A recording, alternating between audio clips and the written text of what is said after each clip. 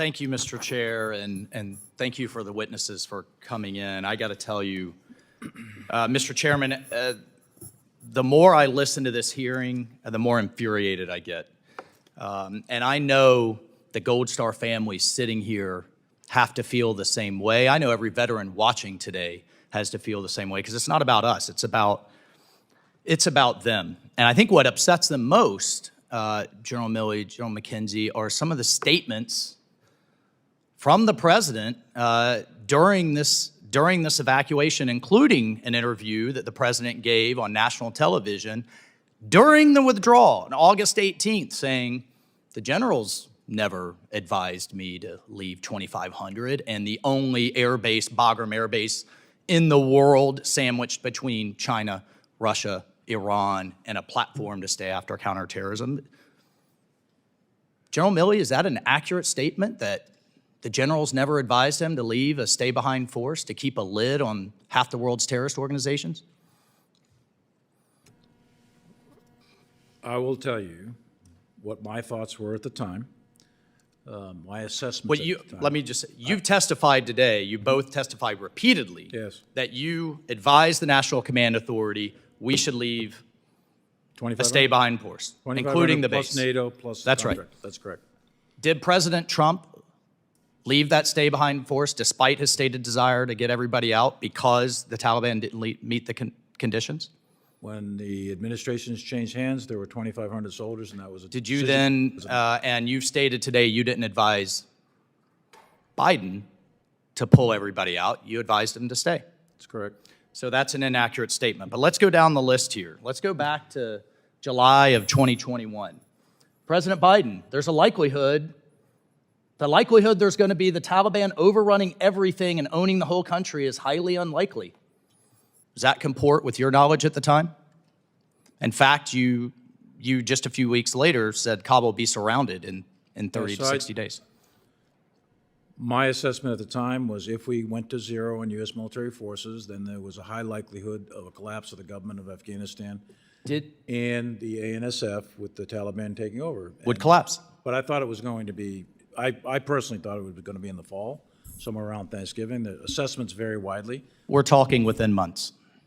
Within months of our withdrawal, that's correct. The next one, there's going to be no circumstance where you see people being lifted off the roof of an embassy in an embassy of the United States from Afghanistan. It's not at all comparable with Saigon. I think this picture proves that not to be the case.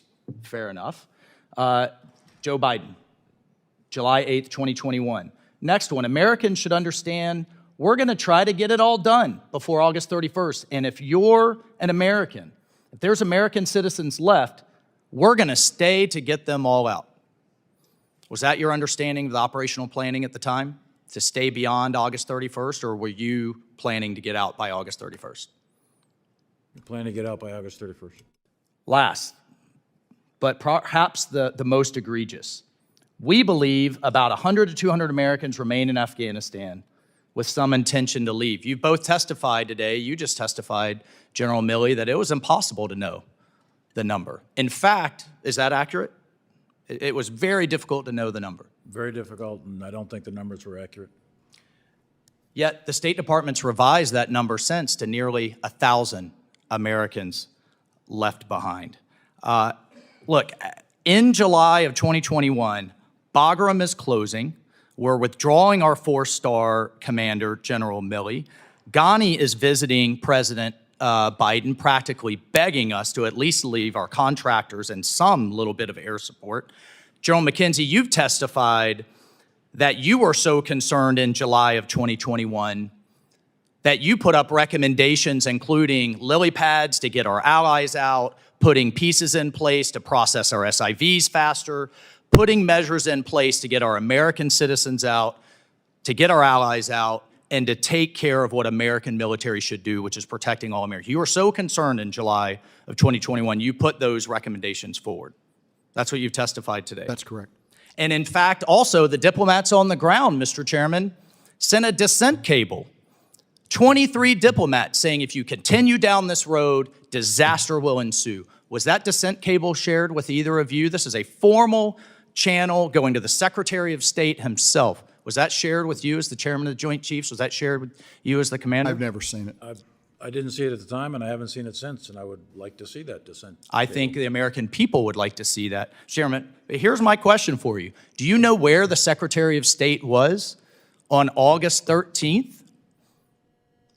The day before Kabul fell? Do you know where the Secretary of State was? Despite all of your concerns that State Department wasn't planning fast enough, we weren't getting our people out. According to the Washington Post, he was in the Hamptons. He was in the Hamptons on vacation. Secretary of State Blinken. I don't know, I can't even imagine how that makes our Gold Star families feel. Look, here's the bottom line, Mr. Chairman, and thank you for your indulgence. I'll close with this. The State Department, to use a military term, had its head up its rear. It wasn't planning. It, in fact, thought we could just have an embassy and the good Taliban terrorists will take care of the bad Taliban terrorists. I mean, that's essentially what happened. And because of that, we didn't get our people out. We didn't get our citizens out. We didn't have the force posture. We didn't have the basing. We failed, and their loved ones are dead because of it.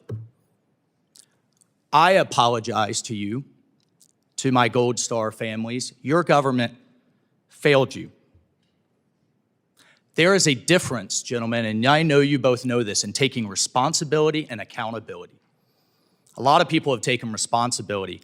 No one has been held accountable, and they deserve but better. Your government failed you, and I'll give you an opportunity in my time remaining, Mr. Chairman, if there's anything you all would like to say publicly on the record. I'll give the witnesses time to respond, but the time has expired. Thank you, Mr. Chair. The gentlemen's, they have a right to respond. Well, I'd like to take you up on that offer. I've talked to these families.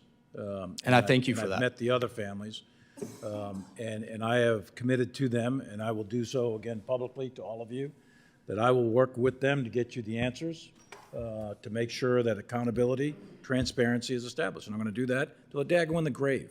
That's what a soldier does. And I'm not going to turn my back on these families or any other Gold Star families. There are other Gold Star families in this room right now. Jane Horton's in this room. I've been working with her for years. There's many others. And they know who I am, and I will work with them forever. They deserve accountability, Mr. Chairman, and thank you, General Milley.